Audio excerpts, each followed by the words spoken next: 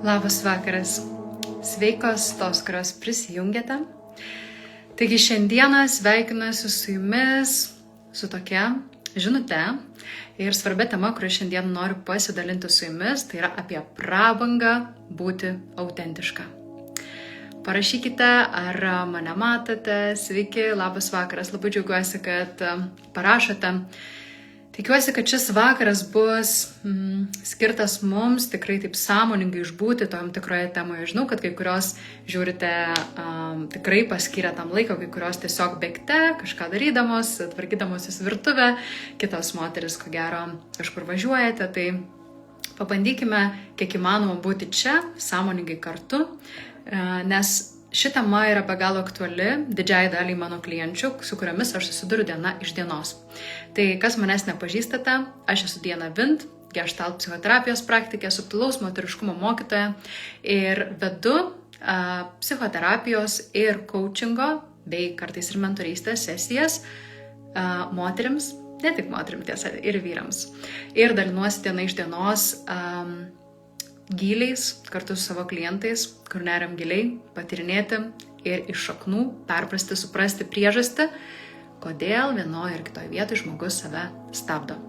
Taigi, mano išsilavinimas nėra vien tik tai psichologinis, psichoterapinis, šalia to pradėjau nuo dvasinių mokymų, nuo tokių ezoterinių mokymų ir turiu visą puokštę įvairių praktikų. Jungiu skirtingas filosofijas, rytų ir vakarų filosofijas ir manau, kad tai yra mano išskirtinumas. Dėl to noriu pasidalinti su jumis iš skirtingų perspektyvų savo nuomonę būtent šitą temą. Taigi, šiandien kalbėsime apie prabangą. Labai gražus žodis prabanga. Iš tikrųjų, ką reiškia ta prabanga, ar ne? Jeigu jūs taip galėtumėte vardinti keliais žodžiais. Ką jums reiškia žodis prabanga? Ar galite parašyti komentare? Pabandykim truputį stabtelti ir atkreipti dėmesį į šitą konceptą. Prabanga. Su kuo asocijuojasi? Kokiam spalvom, kokiom formom, su kokiais daiktais, veiklomis, žmonėmis. Pabandykite truputėlį pareflektuoti, kas yra prabanga. Parašykite komentare. Kaip jums atrodo ir su kuo asocijuojasi žodis prabangus? Prabanga. Aha, gausa, pasitikėjimas, sako Rūta. Kas dar turi kitų nuomonių? Su kuo asocijuojasi žodis prabanga? Šiandien apie tai ir kalbėsime, dėl to svarbu iš pradžių susivienodinti mūsų žodynus. Kas yra kita prabanga? Atrodo, dažnai girdime šį žodį, naudojame, bet galbūt retai kada paklausime, ką tai iš tikrųjų reiškia ir su kuo mums tai asocijuojasi. Žinau, kad kai kurie žmonės atsako, kad prabanga yra brangus daiktai, nežinau, kažkokios išskirtinės kokybės ar ne daiktai, kažkokia įkvepianti aplinka, laisvė, gausa, ar ne, kaip sakote komentaruose. Būtent, ar ne?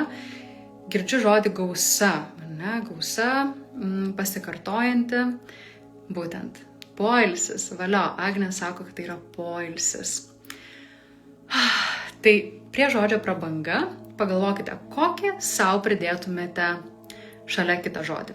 Prabanga, poilsis. Prabanga, kas tai galėtų būti jums?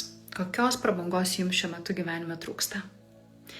Galbūt esate labai užimta, turite labai daug reikalų ir tada pabuvimas sau, laikas sau tampa tikra prabanga. Kokį žodį prilipdytumėte šalia?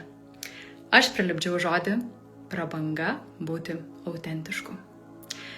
Žodis autentiškas yra toks labai mistinis, ar ne? Kažkas, ko mes siekime visi, kuo labiau atskleisti save, kuo labiau atskleisti savo tikrąją esmę, tikrąją esate. Aha, Ugnė sako resursai, išoriniai ir vidiniai. Va, prabanga yra resursai. Tai ką aš noriu tiesiog tokio, nuo ko pradėti, tai kad tikroji prabanga dažnai žmonėms siejasi su tuo, ką aš turiu arba neturiu. Bet prabanga yra laisvė gyventi pagal savo prigimtį. Aš taip suprantu prabangą ir to mokau savo nuostabias klientes subtilaus moteriškumo mokykloje bei individualiose konsultacijose, kurias vedu. Taigi, man tai yra laisvė gyventi, būti totaliai savimi. Šiais laikais mes esame tikrai pakankamai laisvi, atrodo, ar ne? Galim reikšti save, pasisakyti socialiniai medijoje, galim rodyti save laisvai, pasisakyti savo nuomonę ir būti visiškai nevaržomi jokių reikalavimų. Kažkiek, ar ne? Esam varžomi pagarbiai bendrauti su žmonėmis, pavyzdžiui, internete. Bet iš esmės, kas yra tikroji laisvė? Labai dažnai dirbant su žmonėmis pastebiu tokį dalyką. Daugelis žmonių, kai sako, noriu būti laisvas, įsivaizduoja, kad galės reikšti save taip, kaip nori, neturės atitikti jokių taisyklių, kad galės būti visiškai toks nutrūktgalviškai, visiškai toksai gaivališkas. Bet tikroji laisvė tai priklauso nuo sąmonės lygio. Aš noriu jūs supažindinti su 3 sąmonės lygiais, kuriuos aš kažkada pati atradau ir man labai jie gražiai sugulė. Pirmas sąmonės lygis tai yra aukos pozicija, arba pavadinkim toksai vykdytojas. Pirmas sąmonės lygis yra aukos sąmonė. Kaip atrodo aukos sąmonė? Toks žmogus jaučiasi priklausomas nuo aplinkybių, jaučiasi priklausomas nuo kitų žmonių, jaučia, kad turi pasiduoti santykėje, kad galėtų sukurti gražų santykį, neatsiduoti, o pasiduoti. Pirmam sąmonės lygyje esantis žmogus nežino, kas yra tikras atsidavimas. Toks žmogus ateina į santykį žinodamas, kad jeigu jis puoselės tam tikrų taisyklių, bus mylimas, jeigu ne, bus atstumtas. Toks žmogus gali tik pasiduoti kito žmogaus įtakai, pasiduoti kito žmogaus vedimui ir tai nebus tikras santykis, tai bus kažkuris iš žmonių bus galios pozicijoje tokiu atveju. Antras sąmonės lygis yra vadinamas atsakomybės lygiu, ar ne? Tai aš galiu. Pirmas yra aš privalau, aš turiu, aš pasiduodu kito žmogaus galiai, kuris yra stipresnis Dievo galiai, kuris yra stipresnis kažkieno įtakai ir kažkieno galiai. Antras sąmonės lygis yra aš galiu, aš renkuosi. Tai yra atsakomybės ir nugalėto lygmo. Tai yra žmogus ir daugelis iš tikrųjų mano klienčių yra būtent šitame sąmonės lygmenyje. Tai yra tos, kurios sugeba prisimti atsakomybę, sugeba siekti savo tikslų, sugeba ką nusprendė įgyvendinti. Kartais net ir save išprievartauti, jeigu nenori kažko daryti, bet jeigu nusprendė vykdyti savo nusibrėžtus pažadus. Tai yra nugalėtojo pozicija. Antras sąmonės lygis. Čia esantis žmogus remiasi tik tai savimi. Pirmam sąmonės lygyje žmogus remiasi tik kitais, antrame remiasi tik savimi. Sako, man nereikia jokio Dievo, man nereikia jokių autoritetų. Aš, ką noriu, to darau, aš kuriu savo gyvenimą autentiškai. Tai yra antras nugalėtojo sąmonės lygis. Ir trečias sąmonės lygis yra pats skaniausias ir tai yra būtent ties, kuo mes dirbame mano mokymuose, mano seminaruose, asmeninėse sesijose, tai nuvesti žmogų į trečią sąmonės lygį. Aš asmeniškai to siekiau daug metų ir manyčiau, kad jau žinau, kas tai yra. Esu tikrai prisilietusi žinomas, sveikas žmogus, vaikšto tarp tų skirtingų sąmonės lygmenų, tačiau iš kurio veikia dažniausiai. Čia yra pats svarbiausias momentas.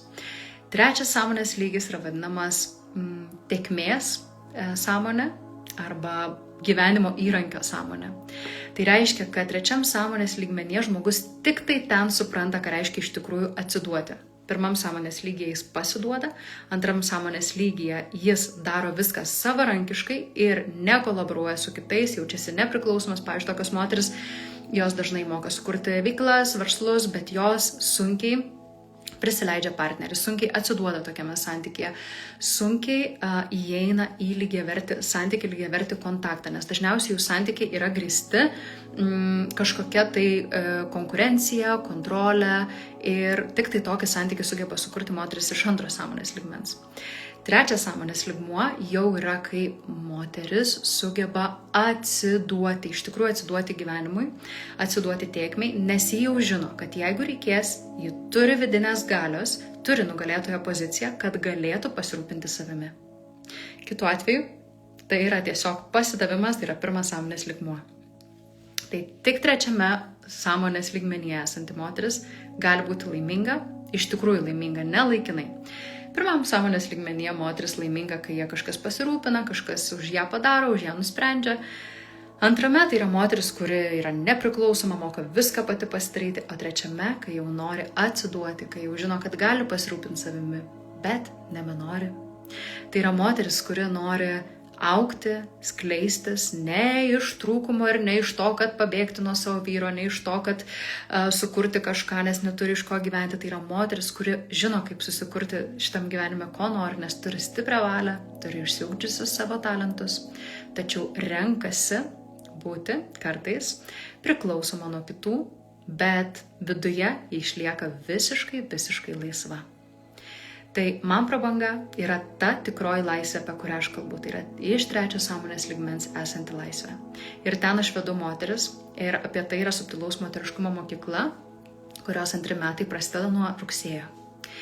Taigi, jeigu dabar tik prisijungėt ir neperžiūrėt, perklausykite dar kartą prieš tai informaciją, kurią išdėsčiau.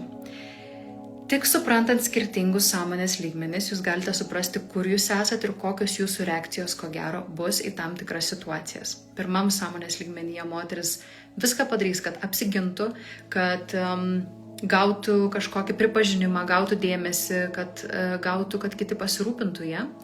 Tai yra manipulacijos ar bet kas kitas, kas padės jai pasiekti savo tikslų, nes ji nejaučia dar savo stiprios vidinės galios ir dėl to jai reikia, kad kažkaip tai išsimanipuliuoti tą rezultatą. Antram sąmonės lygiai esančios moteris dažnai jaučia, kad jos negali kitų prašyti, nes jos turi pasidaryti viską pačios. Nenori apkrauti kitų žmonių arba tiesiog jaučiasi, kad kam prašyti, jeigu aš viską pati galiu. Trečiam sąmonės lygmenyje moteris geba pasirūpinti savimi, jeigu reikia, ir iš tikrųjų geba iškomunikuoti savo partneriui tiesą, būti autentiška, neprisitaikiusi, o būti tokia, kokia yra ir atlaikyti tai, kokia ji yra. Pirmam sąmonės lygyje moteris pavaidins, ką tik nori, tarkime, jau kadangi pradėjome apie santykius kalbėti, pirmam sąmonės lygmenyje esanti moteris, ji pradės visaip kaip manipuliuoti, taps kuo reikia vyrui, jeigu jam nepatinka moteris, kurios, negamina, jinai išmoks gaminti, jeigu vyrui nepatinka moteris, kuri apsileidusi, jinai išmoks gražiai rengtis, jinai tiesiog pildo kitų žmonių norus. Antram sąmonės lygiai esanti moteris, ji yra nepriklausoma. Jeigu vyrui kažko reikės iš jos, sakys, tai čia tavo reikalai, aš nenoriu, čia ne mano ir net nepasistengs dėl vyro, nes jeigu jam patinka, tai jam patinka, bet man nepatinka ir viskas. Ne, toks išdidumas. Ir trečias sąmonės lygmuo, kai moteris sugeba išlikti autentiška, bet išlikdama autentiška, ji gali šiek tiek prisitaikyti. Padaryti, kad kitam žmogui patiktų, truputį paplyzinti jį, bet visai iš kitos kokybės. Tai yra iš trečio sąmonės lygmens, kai moteris jau žino savo galią, kai ji turi vidinę tvirtybę ir tada jie ateina su nuolankumu, su tokiu devotion, ar ne, su tokiu atsidavimu tam santykiui. Ir tai yra labai skani moteriška kokybė. Tai yra būtent subtilus moteriškumas, kai aš sugebu subtiliai žaisti, ne tam, kad manipuliuoti kitu, šiuo atveju vyru, bet tam, kad iš tikrųjų skleistis ir dalintis tą savo energiją ir savo subtiliu moterišku prieskoniu, subtiliu aromatu aplinkui. Tai yra visai kita kokybė. Ir subtilus moteriškumas yra būtent taip, kaip aš suprantu. Ir tikras autentiškumas, tikra prabanga būti autentiškai yra, kai mes pasiekėm trečią sąmonės lygmenį. Nedirbant su savo sąmoningumu, mes tiesiog prisitaikysim, išmoksim moteriškų triukų, pradėsim nešiot vyrą ant rankų, pradėsim nešiot sijonus, jį girti, kažkaip tai skatinti, palaikyti, ką daro didžioji dalis mano klienčių, ką girdžiu, bet tai nepasieksim tikro rezultato, mes nepasieksim tikro lygiaverčio, gražaus, maitinančio santykio. Tai bus santykis pagrįstas manipulacijom, tai bus santykis pagrįstas mūsų pačių išsižadėjimu savęs. Tai ką tai reiškia? Tai reiškia, kad mes neturim prabangos ten būti laisvomis ir mes išsižadam savęs, kad paplyzinti, įtikti kitam žmogui. Ir, kaip sakiau, trečiam sąmonės lygmenyje įtikti kitam žmogui yra malonu, yra gera, nes aš turiu savo galią ir kartais galiu nusileisti. Bet jeigu aš esu pirmame sąmonės lygmenyje, tai aš tiesiog prisitaiksiu ir vis labiau išsižadėsiu savęs. Taigi, mielos moteris, keiskimės tik tada, kai jaučiam, kad mūsų viduj yra kvietimas ir šaukimas. Ne dėl to, kad Nu gerai, išmoksiu, kad jis mažiau man knistų protą. Nu gerai, aš apsirengsiu gražiau, kad jis nenueitų pas kitas K. Ar ten nesusirastų meilužės. Nes tikrai moteris tą daro. Jos keičia save tik tam, kad išsaugotų santyki, išsižadėdamos savęs, pradėdamos nešioti rūbus, kurie joms nepatinka, pradėdamos kažkaip elgtis, pradėdamos neiti su draugiam kažkur, kur joms yra malonu, nes vyrui nepatinka, kad jinai kažkur eina su savo draugiamis susitikti. Aišku, nekalbu aš ten apie klubus ir taip toliau, nebent tai poroje yra sutarta, kad į klubus galite eiti, bet iš esmės tai aš kalbu apie sąmoningumą santykėje. Ir subtilaus moteriškumo mokykla, kurią aš ir vedu, ir mokau, ir ne vienerius metus, yra būtent apie tą kokybę sąmonės kokybę, kur iš tikrųjų galime būti autentiškos. Jūs klausėte, ar sąmonės lygiai tiek vyram, tiek moterim galioja? Taip, žinoma, jie galioja tiek vyram, tiek moterim, šiek tiek turi niuansų vyrų ir moterų sąmoningumas, bet dabar kalbu daugiau apie moteris. Dabar neatskirnėsiu vyrų ir moterų, nes mano tikslas šiandien kalbėti daugiau su moterimis. Mes moteris esame išmintingos. Mes moteris daug investuojame į save, daug mokomės, daug visokių kursiukų einam. Prieš gimstant vaikui perskaitom daug knygų apie auklėjimą, raidą ir tada iš tikrųjų santykiuose, ką girdžiu, vyras taip greit ne visada pasivyja kaip moteris, kiek jau būna visokių teorijų išstudijavusi. Nes vyrų dėmesys yra kitur, ne? Tai mūsų sąmonė yra truputėlį subtilesnė. Tai mes kaip moteris tam trečiam sąmonės lygmenyje operuojame iš intuicijos, iš pajautos, iš tokio subtilaus žinojimo, įsiklausimo, kas geriausia man, kas geriausia mano šeimai, kas geriausia mano vaikams. Tai yra įsiklausimas į subtilų savo moterišką pradą. Taigi, subtilus moteriškumas yra apie prabangą būti autentiška savimi, tuo pačiu, nei būnant šiek tiek socializuota, būnant tokia, kuri gali įtikti, gali pritapti, bet viduje tokia moteris yra absoliučiai laisva. Tai reiškia, kad ji duoda, dalinasi iš pertekliaus, kad ji ateina į santykį ir ji gali parodyti ir savo pažeidžiamumą, ir savo jėgą. Kad ji nėra tik tai vienpusiška, ji yra plati, nesibaigianti ir tuo pačiu kontakte su savo subtiliais jausmais. Tada jai nereikia dampinti ir išmesti visų savo jausmų ant kito žmogaus. Tokia moteris sugeba pajausti savo jausmus, savo pojūčius, savo tokius jautrius momentus, kaip pavyzdžiui, būnat su žmogumi ir sukausto skrandį, ar užspaudžia pečius, ar užspaudžia žandikaulį, ar dar ką nors. Ir tai irgi yra mūsų intuicija, kūniška intuicija, kad su tuo žmogumi yra saugu arba nesaugu. Ir tą mes moteris turime, subtilų išjautimą kito žmogaus, aplinkos nuskanavimą. Ir tai pasako žymiai daugiau negu mūsų protas. Mūsų protas yra be galo reikalingas, mes lavinam savo protą, bet prie sprendimų priėmimo pridedam ir savo išjautimą. tą subtilų moterišką žinojimą. Taigi, prabanga būti autentiška. Kas nutinka, kad mes moteris daug laiko praleidžiam pirmam sąmonės lygmenyje ir esame aukos pozicijoje, esame prisitaikę, esame pametę save, net nežinome, kas esame. Prisižiūrime socialinės medijos, kas yra gražu, kokie moteris turi būti, kaip ji turi elgtis, sekam kažkieno kito gyvenimo ir pavyzdžiais. Kuo daugiau dirbu su žmonėm, noriu pasakyti jums vieną tokią svarbę tiesą. Didžioji dalis žmonių nežino, kaip gyventi. Jie tiesiog lygiai taip pat kaip ir jūs testuoja ir ragauja gyvenimą. Visi žmonės yra gyvenimo gurmanai. Tik vieni tai sąmoningai daro, o kiti tiesiog trankosi į sienas, kol randa tinkamą variantą savo gyvenime, tinkamą sprendimą. O kaip moteriška intuicija atpažįsta, ar su žmogumi saugu ar ne? Kas rodo, jog nesaugu? Klausia Karolina. Visi klausimai kaip, jie tampa atsakomi, kai mes einame į tam tikrą sąmonės lygį. Pats paprasčiausias dalykas – mūsų kūnas. Pats paprasčiausias, kad turim visi, bet kokiam sąmonės lygmenyje. Jeigu su žmogumi jaučiame, kad mūsų kūnas įsitempia, jeigu pradedam patikti savo mažiau su tuo žmogumi, vadinasi, atsiranda kažkur vidinė įtampa. Nesvarbu, ar tas žmogus, kad ir koks būtų dieviškas, geras ir saugus, jeigu aš nesijaučiu saugiai, aš nesijaučiu saugiai. Tai man kalba apie mano jausmus, ne apie tą žmogų, bet man apie mano tinkamumą būti su tuo žmogumi. Kas rodo, kad nesaugu? Įtampa, negebėjimas būti autentiška, nes kiekviena moteris skirtingam sąmonės lygmenyje sutinka ir skirtingą, pavyzdžiui, vyrą, ar skirtingą antrą pusę. Jeigu jau čia taip pasisuko kalba į santykius, kaip mums moterim pastoviai norisi per santykių prizmę kalbėti. Ir iš tiesų didžioji dalis mano klienčių vis tiek kalba apie santykius, nes tai yra ta vieta, kur joms įdomu, joms smalsu, jos nori apie tai kalbėti ir su tuo tvarkyti savo gyvenime. Tai klausimas, ar aš patinku savo labiau, ar mažiau būnant su kitu žmogumi. Ir kūnas visada pasako.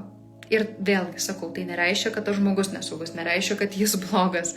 Kitam žmogui jisai gali būti geras, bet man jis gali būti nesaugus. Viskas labai paprasta. Kūnas viską žino. Kūnas turi tokią intuiciją kūnišką, kurią mes esame išvystę tūkstančius metų. Tai nėra tik tai kažkokia intuicija prote, ar ne? Tai yra kūniška intuicija. Kai aš kūnu jaučiu, prieš tą žmogaus saugu, prieš tą žmogaus ne. Jeigu po šitų krūmų miegos ar meška mane užpuls, ar ne, ar viskas saugu. Mes turime tą gut feeling, mes turime stiprią kūnišką intuiciją, kurią paveldime iš savo protėvių. Taigi, neverta tuo abejoti, svarbu tuo pasitikėti, ar ne? Aha, nesijaučiu saugiai, norisi susigūžti, jaučiu nerimą, negaliu atsiverti ir būti autentiška. Tai kiekviena moteris skirtingam sąmonės lygyje sutiks skirtingą partnerį, su kuriuo galės atsiverti. Ir tas pats vyras ar ta pati moteris kitame santykėje bus visai kitoks arba visai kitokia negu su prieš tai buvusiu žmogumi. Taigi santykiai yra apie dinamiką. Ne apie atskirus žmonės, bet, kaip sako Geštalte, santykiai nėra dviejų žmonių visuma. Tai yra daugiau negu dviejų visuma. Tai gimsta dar vienas atskiras pasaulis. Taigi apie autentiškumą. Jeigu su žmogum būnant, aš jaučiu, kad man lengva būti savimi, man nereikia kažko vaidinti, man nereikia kažko apsimesti, vadinasi, tas žmogus manyje pažadina trečią sąmonės lygmenį.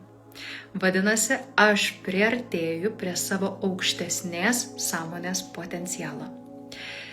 Tai reiškia, kad tokie santykiai gali tęstis ilgai arba jie gali būti labai užpildantis, nes du žmonės gali vienas kitame iššaukti daugiau, negu kad atrakina būdami vieni patys su savimi. Tokie santykiai gali išaugti labai gražius ilgalaikius santykius. Taigi, dar kartą, jeigu šalia žmogaus jūs jaučiate autentiškai, jeigu jūs jaučiatės, kad jums yra gera, paprasta būti, kad jums paprasta būti savimi, nereikia nieko vaidinti, ko gero, jumise pabudo aukštesnė jūsų sąmonė. Ir jeigu prie žmogus jūs jaučiatės, kad jūs turit kažko vaidinti, kažkaip bandyti tikti, būti kažko geresniu, vadinasi, jumise prabudo žemesnė jūsų sąmonė, tai yra aukos pozicija, kur yra kažkas kitas autoritetas, prie kurio aš susimažinu arba išsididinu, arba aš jį pažeminu, arba aš jį iškeliu. Tai nebūtinai, vėlgi sakau, tai reiškia kažką apie kitą žmogų, tai reiškia apie jūs ir jūsų dinamiką su tuo žmogumi. Taigi, pirmiausiai, tai gali būti pirmas atspirties taškas pažinti savo autentiškumą. Rasti žmonės, su kuriais būnant jums yra lengva būti savimi. Ir tada save tyrinėti. Tai čia yra tobulas receptas, jeigu tai pavyksta. Taip pat ir aš kuriu bendruomenę moterų, kur mes pasidaliname ar ne savo patirtimi ir jaučiasi moteris suprastos ir sako, kaip gera, kai kurios subendrauja po subtilaus moteriškumo mokyklas. Taigi, kaip gera būti savimi, kaip gera sutikti tikrume. Tai kodėl tai yra prabanga būti autentišku? Todėl, kad geri dalykai nėra taip lengvai pasiekiami. Tikras autentiškumas atsiveria, kai mes pereinam tam tikrus blokus, kai mes pereinam norą pasiduoti autoritetui, nesvarbu, ar tai išmokome vaikystėje, ar ne, ar augant, ar turėjom santykius toksiškus, visiškai nesvarbu. Mūsų tas pirmas sąmonės lygmuo, mūsų ta dalis viduje gyvenanti, ji nori prisitaikyti prie kitų, ypač mes moteris.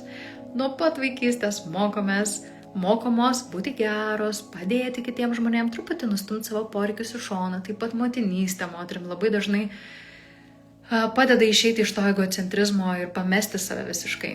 Tai yra tam tikras ir atsidavimo kelias, bet kai kurios moteris pradeda kentėti procese ir jaučiasi įkalintos, jaučiasi aukos pozicijai ir iš 3 sąmonės lygmens įkrenta į 1 sąmonės lygį. Tai yra kelionė.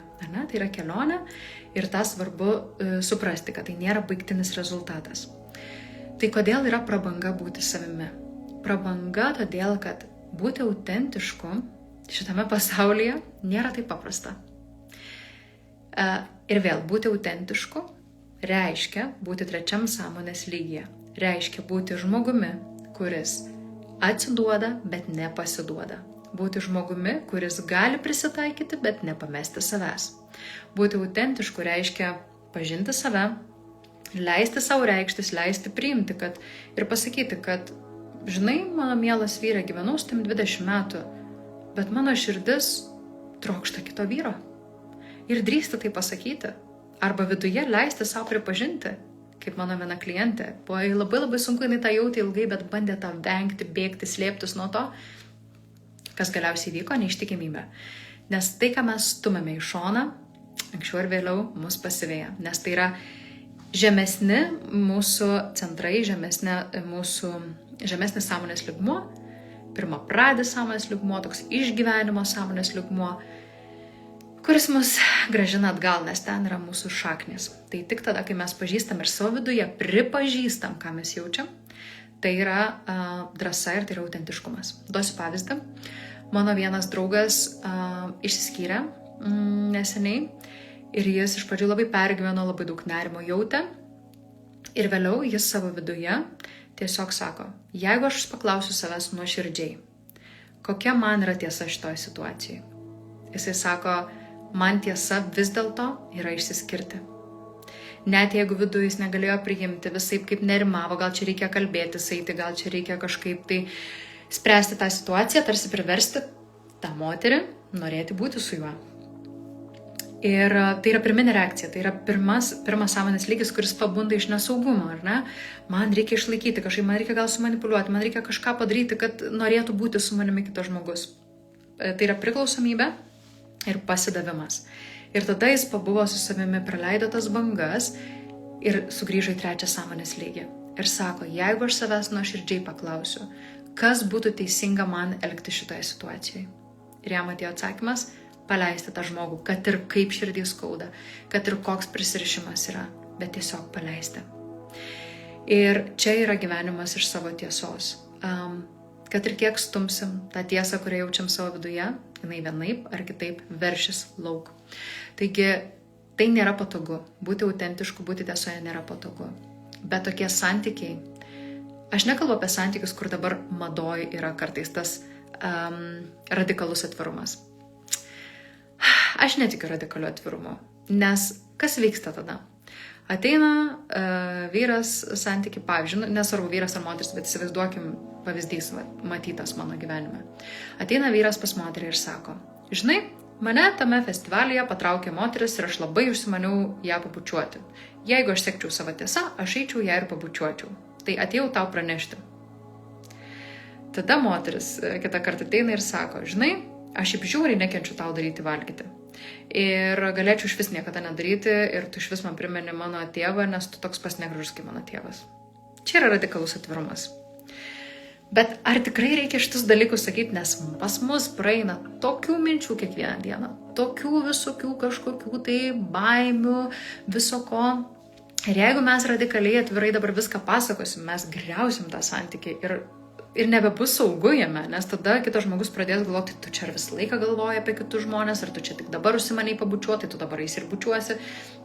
Tai noriu pasakyti, kad iki tokio absurdo yra nueinamas radikaliu atvirumu. Aš noriu visą laiką skatinti žmonės ir su subtilaus moteriškumo mokykla skatinti moteris įsiklausyti į savo subtilumą, įsiklausyti į savo kūno išmintį, įsiklausyti į tai, kur teka energija šiuo metu. Neapgaudinėti savęs, kas susijęs su veiklom, pavyzdžiui, daugelis moterų apgaudinėja save, jos jaučia, kad, pavyzdžiui, dabar dar nelaikas pradėti savo veiklą, bet turi tokią idėją, Ir laikos tos idėjos įsikabinę. Ir tada sako, kas man daros, kodėl aš nesugebu padaryti tą, ką nusprendžiau, kodėl aš nesugebu savo veiklos, taip paimti ir išvystyti, tarsi pradedu, išprivartauju save, nes esu stipri moteris, bet nesugebu įgyvendinti iki galo. Todėl, kad viduje yra tikras žinojimas, kad dar ne laikas, kad ne dabar, kad ne... Aš nekalbu apie sabotažą, aš nekalbu apie tą abejonę, kuri visą laiką yra mūsų pradžioje veiklos. Aš kalbu apie vidinį žinojimą, kad ne apie tai mano gyvenimas dabar. Mano gyvenimas dabar galbūt yra apie vaikų auginimą. Ir viskas.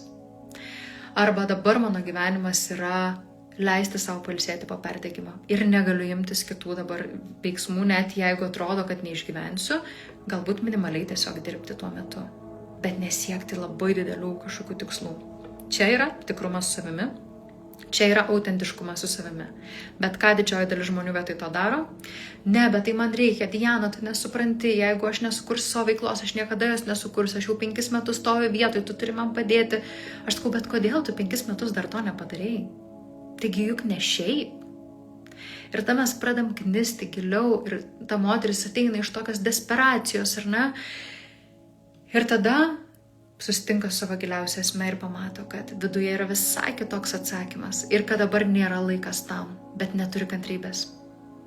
O prabanga, prabangus, elegantiškas gyvenimas, tai yra būti gyvenimo gurmanu, tai yra išjausti, tai yra duoti savo laiko, tai yra turėti kantrybės, tai yra išlaukti, kas man irgi nėra labai lengva, nes aš esu labai jauninga moteris, bet ką tikrai žinau, kad tuos momentus, kuriuos išlauki, atsiranda vidinė ramybė, atsiranda vidinis atsipalaidavimas ir atsiranda pasitenkinimas. Žinot, kaip nueiti į parduotuvę ir nusipirkti, nueiti į padėvėjo turgų parduotuvę ir nusipirkti 5 sukneles, kurios ne iki galo patinka, bet sutampysiu namie, ar ne, sunešiosiu. Arba nusipirkti kažką, kas daug maž tinka, bus gerai. Versus ieškoti tos suknelės, atrasti ją, svajoti apie ją, nusipirkti ją arba pasakyti, kad norėtumėt gauti ją dovanų ir tada ją gauti ir tada užsidėti ant savęs ir pajaust, kaip jūs jaučiatės. Ar jūs jaučiat skirtumą tarp šitų 2 dalykų? 5 pigios suknelės versus 1, galbūt brangesnė, galbūt kokybiškesnė, galbūt lėčiau, sunkiau ją gauti. Tai va čia ir yra ta tikroji prabanga. Ir čia yra pajautimas savęs, neskubėjimas. Šiais laikais yra labai žvėriškai sunku neskubėti. Labai sunku. Viskas mus stumia. Paskubėk. Čia ir dabar. Greičiau. AI-us atėjo, ar ne? Tu turi išmokti visko, kas su dirbtiniu intelektu dabar. Tu jau vėluoji. Tu jau viskas. Tavo veikla bankrutuos, nes tu nemoki su dirbtiniu intelektu. Ir taip toliau. Nuolatos atsirandančios inovacijos mus traukia į pametimą savęs, pametimą kontakto su savimi, pametimą autentiškumo. Ir jaučiu, kad norėčiau tos suknelės. Bet, bus gerai ir šita greitai, patogiai, pigiai ir nusiperka tą suknelę ir jūs jos nevertinat. Ir jūs ją išmetat, ko gero, net nesunešioja. Arba nešiojat ir jaučiat, kad, tiesiog dar viena suknelė, kurios negaila sutepti.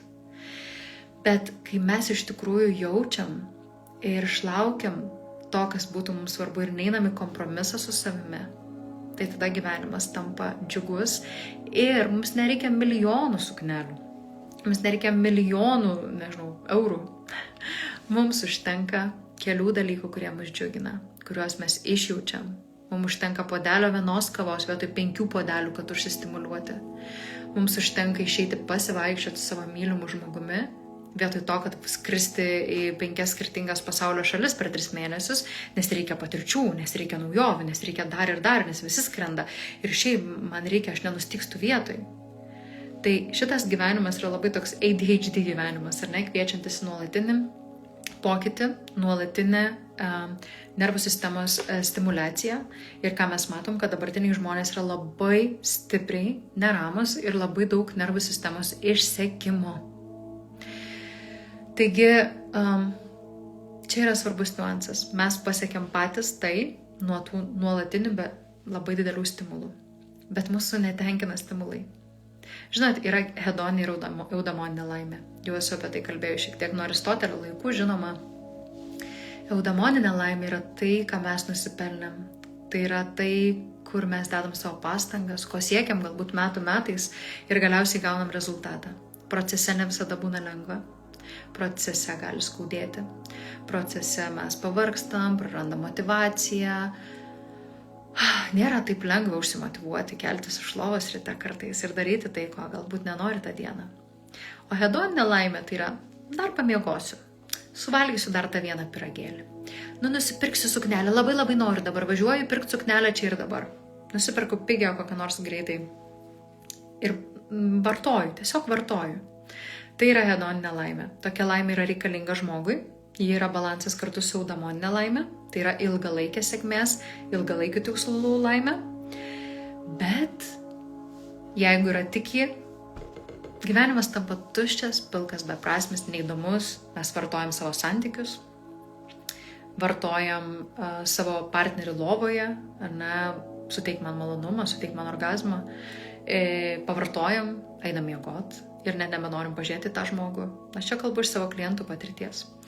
Vartojam daug informacijos, skrolinam, savo galvo prikišam įvairiausių idėjų, kaip reikėtų gyventi ir tada pasimetam. Neturim vieno mokytojo, kurio sekam, neturim kažkokios sistemos, kurio sekam, išsibarstom ir prisiklausom įvairių teorijų. Bet tai aš kalbu jums iš savo skaudžios patirties taip pat.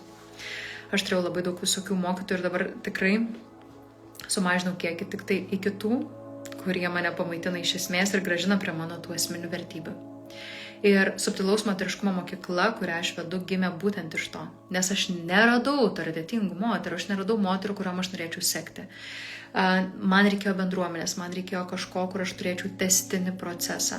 Ir aš pati tai praėjau savyje, pati susikūriau savo sistemą ir tą sistemą dalinuosi su jumis subtilaus moteriškumo mokykloje. Jeigu įdomu, rašykite SMM, subtilaus moteriškumo mokykla komentare ir atsiųsiu jums informaciją tam tikrą, nes subtilaus moteriškumo mokykla dabar labai stipriai pildosi, jau turime 7 moteris ir uždarysiu registraciją tada, kai pajausiu, kad jau gana, kad grupė yra pilna iš pajutimo. Vėlgi, iš subtilaus pajutimo. Taigi, SMM, jeigu įdomu, parašykite komentare ir persiųsiu. Taigi, ką noriu pasakyti apie subtilaus moteriškumo mokyklą, kodėl aš užsiminiau. Tai buvo atsakymas man, aš tą norėjau padaryti labai ilgai. Aš tą prokrastinavau. Padaryti mokyklą, aš nežinau kokiu formatu, kaip čia bus, nenoriu kažkaip įsipareigoti labai ilgam, žinau, kad ir moteris nenori įsipareigoti labai ilgam šiais laikais, bet žinau, kad noriu testinio proceso. Ir šitą aš coverį net turėjau pasidarius keletą metų. Aš norėjau padaryti subtilaus moteriškumo mokyklą. Bet mano viduje buvo... ne dabar. Mano jausmas buvo, kad jau reikia daryti, bet mano viduje buvo, ne dabar. Padarykim dar vieną kursą, padarykime dar vieną seminarą, praveskim dar vieną gyvą renginį ir aš vis atidėliojau. Nes nors viduje jaučiau, kad tai turi įvykti čia ir dabar. Bet aš atidėliojau dėl to, kad aš pasiremiau į hedoninę laimę. Tai yra čia ir dabar, surinksiu žmonės, lengviau, nereikia rinkti žmonių į ilgalaikį procesą. Labai mažai žmonių nori ilgalaikį procesą pasinerti. Daugelis žmonių nori tiesiog vartoti ir galvoja, duosiu tai, ką jie nori vartoti, mažais kasniukais dalinsiuosi išmintimi. Bet mano širdis troško turėti ilgalaikį procesą. Ir aš viduje žinojau, bet pradžioje aš sabotavau. Ir vis tiek nebuvau laiminga, jaučiau, kad tai turi įvykti ir tiesiog, atsimenu, paskelbiau praeitą vasarą, gal ten mėnesį iki likus, kad prasideda ir viskas. Ir labai greitai susidarė labai didelė grupė, virš 40 moterų užsiregistravo į pirmąjį semestrą ir paskui dar prisijungė eigoje kitos moteris. Taigi, ir aš atsimenu, tada man buvo įrodymas, kad kai seki tą flow, kai seki tą vidinę tiesą, kai esi autentiškas savimi, kai nebandai savo meluoti, kad tai čia ne aš, tai čia pas mane ateis, nes čia yra melas savo, aš nežinau, kaip bus, bet aš išdrįsau, aš išdrįsau ir čia yra mano pavyzdys, aš tiesiog dalinuosi su jumis realią savo situaciją, kad galbūt tai gautų kūną, kad tai nebūtų tik tai teorija. Aš noriu, kad jūs suprastumėt, kaip vyksta tas sabotažas ir ką reiškia būti neautentiškas savimi. Būti neautentiškas savimi reiškia išsižadėti impulso, kuris ateina. Nors viduje jaučiu, kad tai yra teisinga, bet baimė kausto. Ir aš vis tiek padariau ir aš labai savimi didžiuojuosi ir žinau, kad moteris dėkoja už tai. Tai tai yra apdovanojimas, kai išdrįstam žengti žingsnį savo autentiškumo link. Lygiai taip pat Aš žinau, kas veiktų kai kuriuo atveju, pavyzdžiui, marketinge, kad reikėtų žmonės ten kažkaip spausti ir taip toliau. Ne, aš negaliu to daryti, nes tai nėra autentiška aš.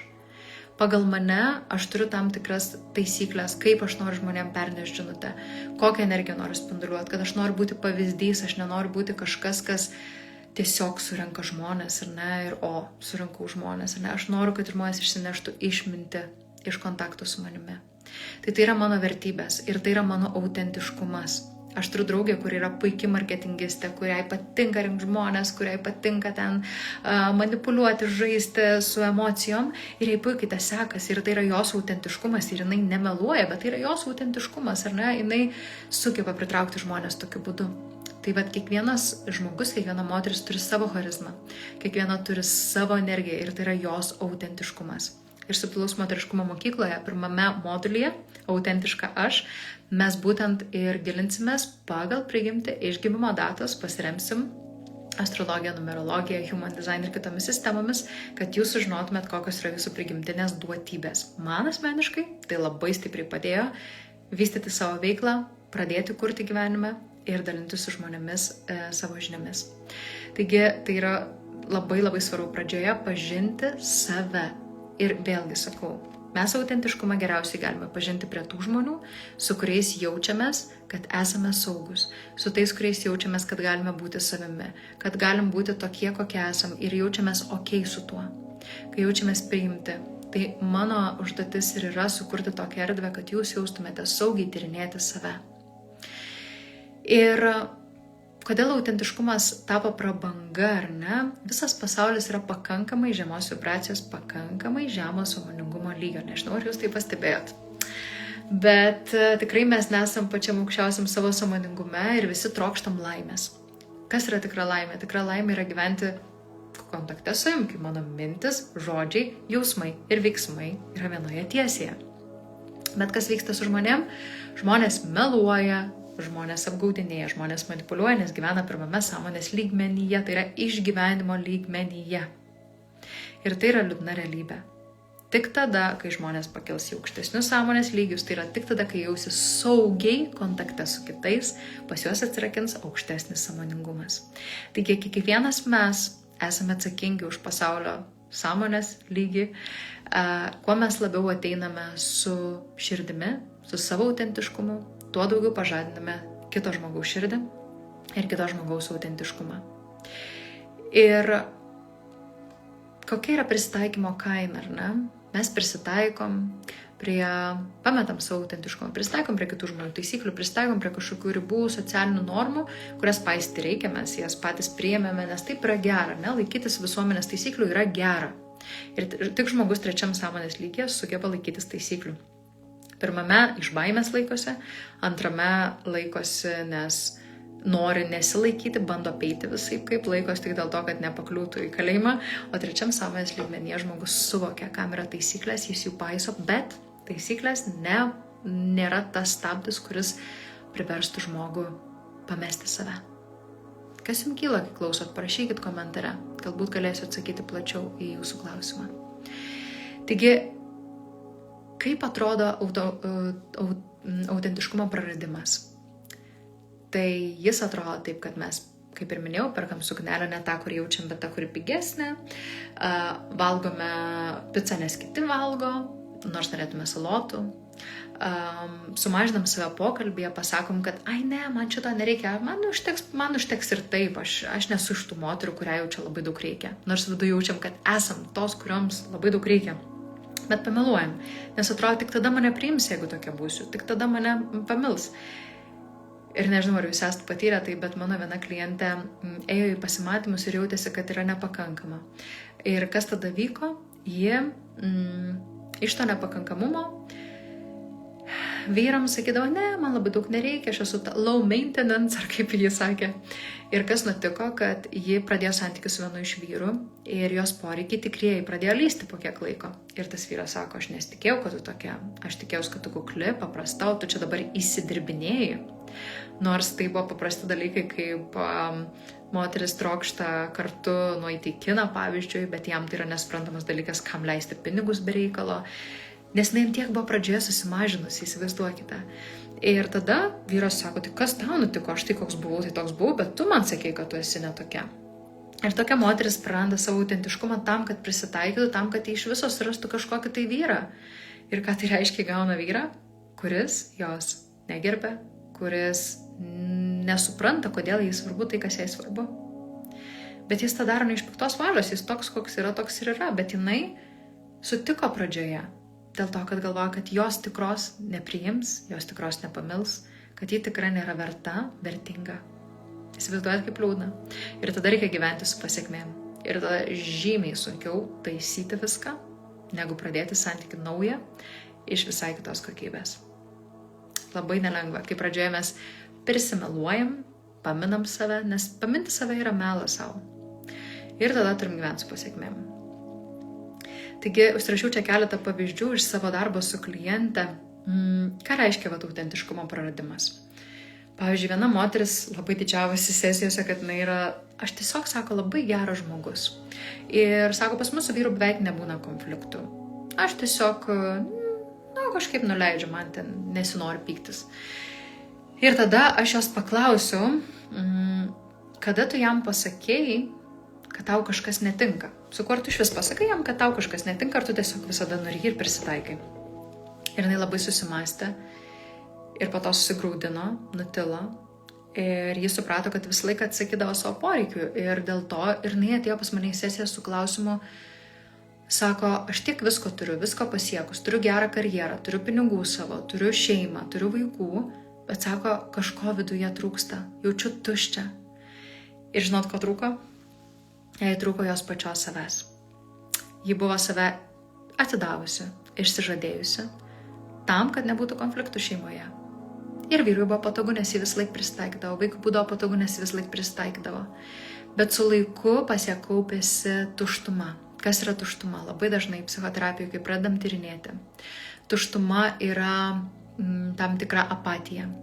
Ir apatija yra užspaustas pyktis. Depresija ir apatija visą laiką yra apie užspaustą pyktį, apie užspaustus poreikius. Pyktis yra emocija skirta mums suvokti, kas mums yra svarbu, kad mes išgyventume. Pyktis padeda mums išgyventi. Ir pyktis yra apie tai, kad nubrėžtume ribas ir pasistengtume dėl savęs. Jeigu moteris ignoruoja aliarmą, kuris viduje sako, man taip netinka, man skauda, man nemalonu, kas vyksta? Ji ignoruoja save pačią. Ir viduje atsiranda tuštuma, nes ji praranda jausmą, kad vis dėlto gali jos poreikiai būti atliepti. Praranda tikėjimą ir kas tada nutinka? Visiems gerai, o jai kažko trūksta. Ir vyras sako, neįsidirbinėk, viskas gerai, pažiūrėk, ką tu turi. Ir jinai tada irgi sako, blemba, aš viską turiu, kodėl man čia tuštuma. Ir jinai net nesakė vyrui, kad ateina pas mane į sesiją. Nes, pati gali savo tai leisti, yra veikli moteris, bet ji nesakė, nes ji bijojo, kad vyras sakys, kad jinai įsidirbinėja, nes jinai visko ir taip daug turi. Pažįstamas jausmas. Čia ne viena klientė, kurią tokią turiu ar turėjus kada nors. Taigi, tokia moteris nebuvo rami iš prigimties. Ta moteris yra ambicinga savo gyvenime, stipriai ambicinga. Bet santykyje ji tiesiog bijo būti nepatogi. Aišku, mes išknisom ten gilesnės priežastis. Bet iš esmės ji išsižadėjo, sako, manęs nebus šitam santykiam. Būsit jūs ir viskas bus gerai tada. Bet su laiku ir ypač su amžiu moterim, kaip per menopauzę sueina tada moterim, pabunda, apskritai padidėja progesteronas, mažėja estrogenas ir pas moteris pabunda nepriklausomybė. Progesteronas moterim duoda tokią nepriklausomybę antroje, kai jis pradeda dominuoti moteris, arba elementariai cikle, pirmam cikle moterim reikia oksitocino, ryšio, reikia estrogenų, reikia tokio kontakto, iki ovuliacijos, povoliacijos moteris gali daugiau viena kažką veikti, jai yra leisti laiką žiūrėti filmą vienai, nebūtinai draugyščių, nebūtinai ten tų apsikabinimų, tai lygiai taip pat po menopauzės pas moterį pradeda dominuoti kaip ciklas po ovuliacijos, kai jai pakankamai gerai vienai. Ir kas tada nutinka, pradeda lysti visą tai, ką moteris buvo užspaudusi. Visą tai, kurį buvo prisitaikiusi. Ir tampa širšia, arba išeina iš santykių, arba tiesiog pradeda apie tai kalbėti santykiai ir tai tampa nepatogu. Taigi, autentiškumo išsižadėjimas niekada nėra į naudą. Taip pat kita klientė, kurią jau truputį paminėjau, kuri pradėti bijojo savo veiklą. Jin viską ten turėjo, kursus jau sukūrus, fotosesiją, logo, žodžiu, bet vis sakydavo, man trūksta pasitikėjimo, aš kažkodėl vis nepradedu, čia ne apie mane. Tai realiai jie kaip ir galėtų savo veiklą daryti ir jį darė, bet labai mažai rinkosi žmonės, nors tai tikrai labai gražiai viską pateikdavo ir taip toliau. Bet ji viduje pirmiausia jautė, kad ne apie tai dabar jos gyvenimas reikia išspręsti tam tikrus dalykus, kad ji galėtų tai daryti, jau kaip minėjau. Ir kitas dalykas, kad jos nervų sistema buvo išmokyta, kad būti matomai yra nesaugu. Ir ji nebuvo tinginė, ji tiesiog tiek metų saugojo save. Ir nedarė, nes ne dėl to, kad trūko disciplinos, bet dėl to, kad jis saugojo save, nes nuo pat vaikystės jis turėjo tokią patirtį, kad būti matoma yra nesaugu. Ir tai buvo, kai jis siekė būdama muzikos mokykloje tam tikro pripažinimą. Tai va, tai ir kitas momentas buvo, kad apart to, kad tai reikėjo išspręsti, kai mes tai išsprendėm, ji viduje sako, bet žinai, Diana sako, aš jaučiu, kad man žymiai labiau reikia sutelkti į šeimą, nes pas ją atsidarė širdis, ji leido savo būti matoma ir ji tada suprato, kad tai yra jos savirealizacija ir kad veikla, verslas jos buvo tiesiog kaip pasigauta idėja iš išorės, kuri buvo tam, kad parodytų jai, kad tu, mieloji, turi problemą su buvimu matoma. Kai pradirbo tai, ji iš viso nebenorėjo to daryti. Paradoksas. Neretai būna. Taip pat dar viena klientė buvo tokia labai ambicinga. Sako, aš tai šiaip man netrūksta pasitikėjimo savimi, aš tai pakankamai pasitikiu, neturiu problemų su tuo. Iš tikrųjų, jinai vadovavo komandai, užėmė tokias atsakingas pareigas ir kažkada sesijoje paklausiau, kada paskutinį kartą darai kažką vien dėl to, kad taip noriu, ne dėl to, kad taip reikia, nes jį pripratus visą laiką gyventi iš reikia, viskas suplanuota. Ir tada jis sako, žinai, Diana, nežinau. Nes ji buvo visą laiką produktyvi, visada veikli, bet ji nemokėjo ilsėtis, ji nemokėjo rūpintis savim, ji nemokėjo būti čia dėl savęs, ji prarado savo autentiškumą, ji tapo darbiniu arkliu, nors tai buvo jos verslas ir jinai iš esmės realizavo save, tai tarsi iš savo autentiškumo, bet pakeliui pametė savo autentiškumą, nes pradėjo vykdyti pareigas ir įtikti akcininkam ir taip toliau. Taigi, po 100 konsultacijų matau tokį bendrą vardiklį iš esmės, kad moteris ateina dėl skirtingų priežasčių. Viena ateina dėl santykių, kita dėl verslo veiklos, kita dėl baimės būti pamatyta kitų artimųjų, galbūt savo hobyje, savo veikloje. Bet beveik visų kelionė vienu ar kitu metu atsiremia į tą patį klausimą. Kas aš esu, kai nebereikia būti tuo, ko kiti tikisi iš manęs? Ir tai yra apie buvimą matomą.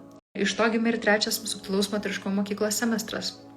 Nes tai nėra tam, kad tapti geresnė moterim, tai yra tam, kad pažint, o kas aš esu už viso to. Ir tada eiti į gyvenimą, įsiklausant į save. Ir tada kurti savo veiklą iš autentiškumo, iš 3 sąmonės lygio, ne iš prisitaikymo.